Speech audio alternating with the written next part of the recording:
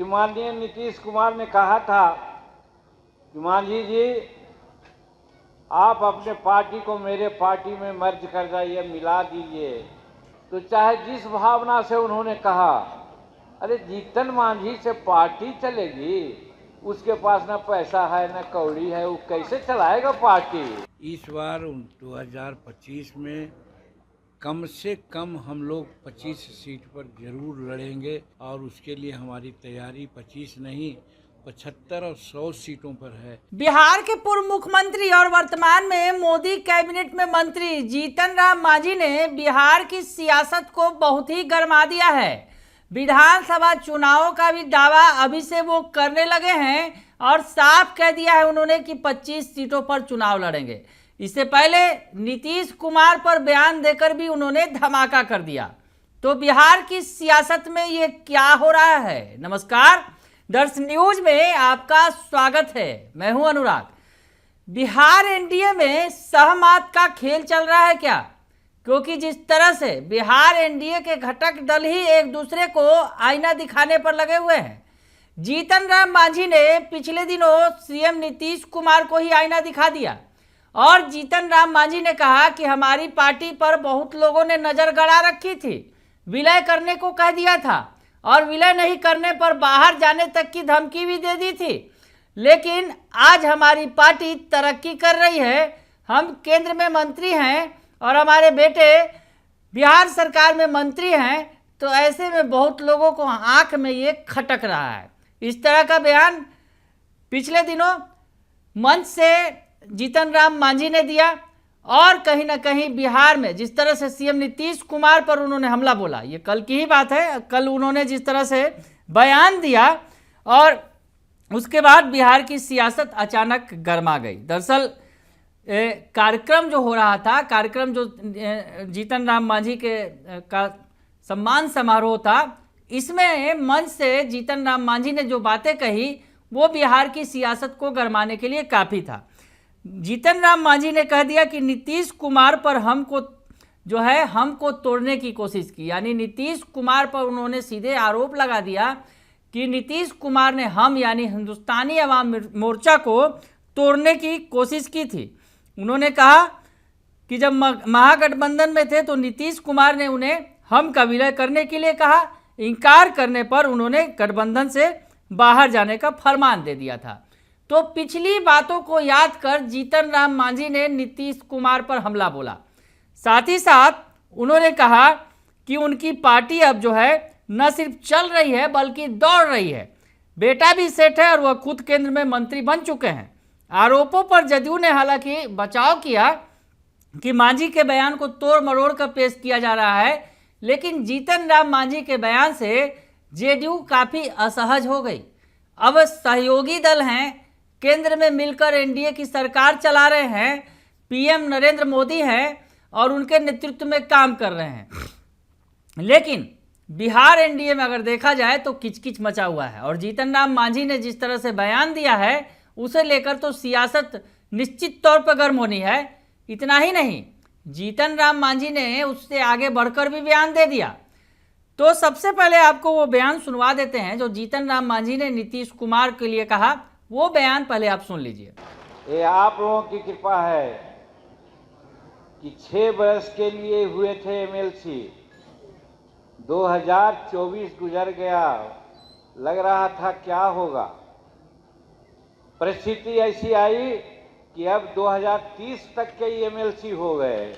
इसलिए आप लोगों को बधाई देना चाहिए और बधाई देना चाहिए कि माननीय नीतीश कुमार ने कहा था कि मांझी जी आप अपने पार्टी को मेरे पार्टी में मर्ज कर जाइए, मिला दीजिए। हम बुलाए, सब लोगों की राय लिया, कोई नहीं कहा कि नहीं ऐसा नहीं होना चाहिए। तब नीतीश कुमार जी ने कहा कि तब ठीक है, आप बाहर चल जाइए हमारे गठबंधन से।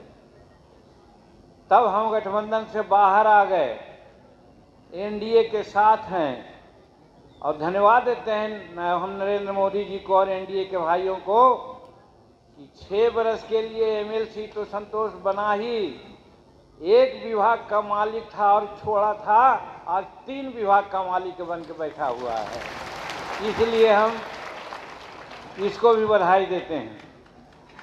और यहाँ पर अनिल बाबू तो जो अध्यक्षता कर रहे हैं, श्रीमती ज्योति देवी जी हैं, सुनने के लिए 5-5-6 घंटा बैठता है, उस पार्टी को आगे बढ़ने में कोई नहीं रोकेगा, ऐसा मेरी मानना है।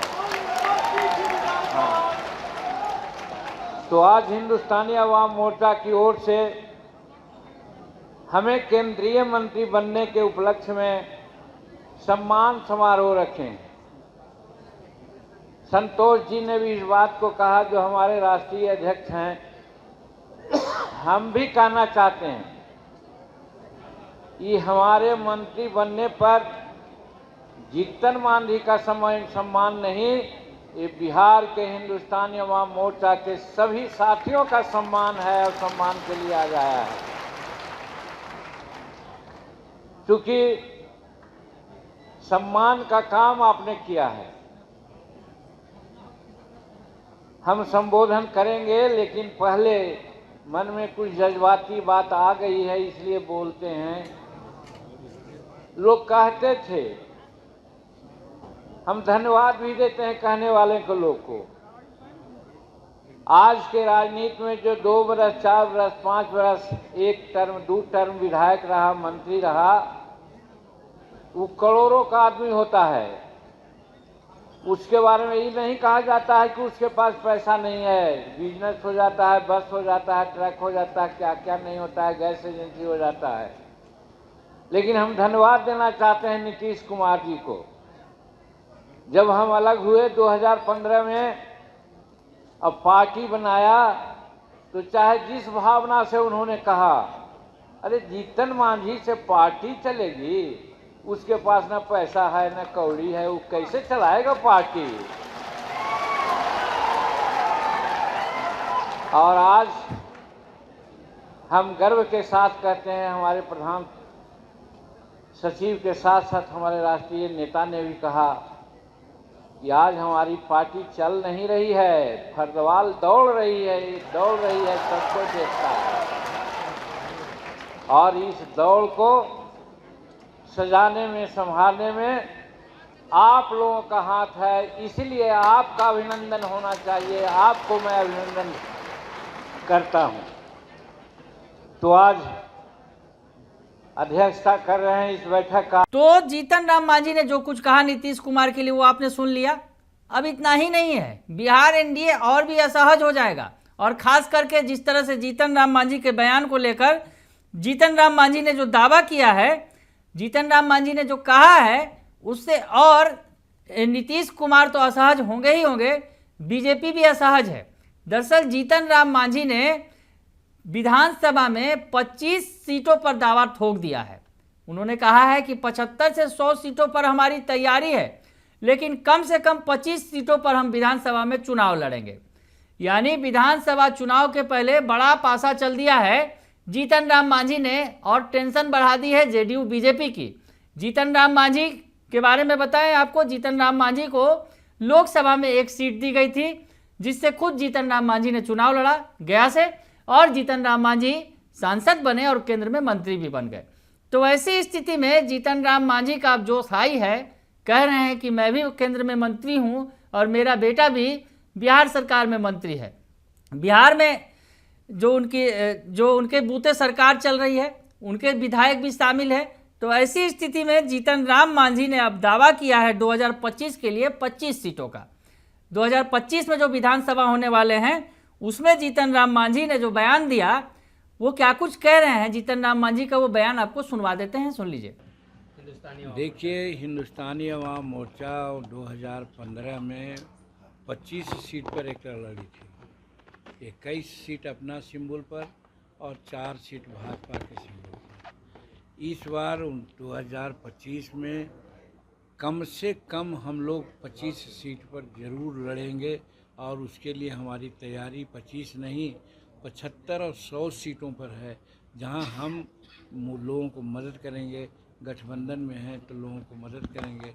आज भी जैसा आपको लोग कहा, आज हमारी पहचान इसलिए बनी है कि हमारे कार्यकर्ता जहां हम न भी गए हैं वो गठबंधन धर्म का निर्वहन करते हुए 100% लोग वोट किया है। तो इसी प्रकार से हम जब वोट करेंगे तब ना हमको उनके लोग भी वोट करेगा। इसलिए हम टारगेट रखे हैं कम से कम 25 सीट पर हम जरूर लड़ेंगे और आगे भी सीट अगर मिलेगा तो भी लड़ेंगे। तो सुना आपने कि जीतन राम मांझी ने कहा कि 2025 में कम से कम 25 सीटों पर हम जरूर लड़ेंगे। इसके लिए हमारी पार्टी की तैयारी 25 नहीं बल्कि 75 से 100 सीटों पर है। वहां हम गठबंधन के लोगों को मदद करेंगे। आज हमारी पहचान इसलिए बनी है क्योंकि लोकसभा चुनाव में जहां हम नहीं भी गए वहां भी हमारे कार्यकर्ताओं ने गठबंधन धर्म का निर्वाह करते हुए 100% वोटिंग की। जब हम वोट करेंगे तभी ना उनके वोटर भी हमें वोट करेंगे। इसलिए हमने कम से कम 25 सीटों का लक्ष्य रखा है। अगर आगे भी सीट मिलेगा तो जरूर लड़ेंगे, लेकिन हम तैयारी 100 सीटों पर कर रहे हैं ताकि हम सहयोगी दलों को भी मदद कर सकें। यानी जीतन राम मांझी ने आगे के लिए संकेत दे दिया है कि जीतन राम मांझी इक्का दुक्का सीटों पर नहीं मानने वाले हैं। 4 विधायक फिलहाल हैं उनके, लेकिन 2025 में उन्हें 25 से कम सीटों पर मंजूर नहीं है। 25 सीटों पर चुनाव लड़ेंगे। वैसी स्थिति में 2 बड़े घटक दल एनडीए के बिहार के अंदर बीजेपी और जेडीयू खुद को असहज में महसूस कर रही है कि जीतन राम मांझी अभी बड़ा बड़ा दावा कर रहे हैं। तो जीतन राम मांझी के दावों को लेकर कहीं ना कहीं बिहार एनडीए के अंदर, जीतन राम मांझी के बयानों को लेकर बिहार एनडीए के अंदर कहीं ना कहीं उथल पुथल मचा हुआ है। विपक्ष तो 2-4 है ही, हमला कर ही रही है एनडीए पर, लेकिन जीतन राम मांझी के बयान खूब चल रहे हैं। और जीतन राम मांझी के बयान से सबसे ज़्यादा असहज स्थिति नीतीश कुमार के लिए बन रही है, क्योंकि नीतीश कुमार पर उन्होंने सीधे सीधे हमला बोल दिया मन से, और उसके बाद फिर जो सीटों का वो दावा कर रहे हैं। तो वैसी स्थिति में नीतीश कुमार भले ही बिहार के मुख्यमंत्री हैं, लेकिन अगर देखा जाए तो विधानसभा में उनकी स्थिति नंबर 3 पार्टी की है। जी हाँ, नंबर 3 जो सबसे बड़ी पार्टी है उनकी, सबसे बीजेपी अगर कहा जाए एनडीए के अंदर सबसे बड़े घटक दल है, लेकिन इसके बावजूद सीएम नीतीश कुमार हैं। तो वैसी स्थिति में जिस तरह से जीतन राम मांझी दावा कर रहे हैं, उसके अलावा चिराग पासवान का भी बड़ा दावा है। चिराग पासवान फिलहाल अभी खुलकर ऐसा कोई दावा नहीं कर रहे हैं, लेकिन चिराग पासवान के 5 सीटों का यानी 100% स्ट्राइक रेट को देखते हुए कम से कम 25 से लेकर 30 सीटों पर तो दावा उनका एकदम निश्चित तौर पर बन रहा है। तो वैसी स्थिति में जब मांझी 25 सीट ले जाएंगे, चिराग 30 सीट ले जाएंगे, तो बाकी दलों का क्या होगा? इन 2 बड़े दलों की अगर हम बात करें तो उसके अलावा दावेदार के तौर पर उपेंद्र कुशवाहा भी हैं। तो ऐसी स्थिति में बिहार विधानसभा की कैसी तस्वीर होगी, जीतन राम मांझी अभी से खींच रहे हैं। यानी किचकिच होना तय है। विधानसभा चुनाव में जब सीटों का बंटवारा होगा तब क्या होगा, ये तो देखना अभी बहुत लंबा वक्त बाकी है। लेकिन अगर कहा जाए अंदर में किचकिच शुरू हो गई है और जीतन राम मांझी ने एक लकीर खींच दी है कि उन्हें 25 सीट चाहिए। वैसी स्थिति में अब आगे आगे देखिए होता है क्या, बीजेपी और जेडीयू की तरफ से अब कौन सा जीतन राम मांझी को खुश करने के लिए दांव चला जाएगा। लेकिन फिलहाल जीतन राम मांझी खुश है क्योंकि वो केंद्र में मंत्री हैं और उनके बेटे बिहार सरकार में मंत्री हैं। बने रहिए दर्श न्यूज के साथ, तमाम खबरों से आपको अपडेट रखेंगे। फिलहाल के लिए इतना ही, धन्यवाद।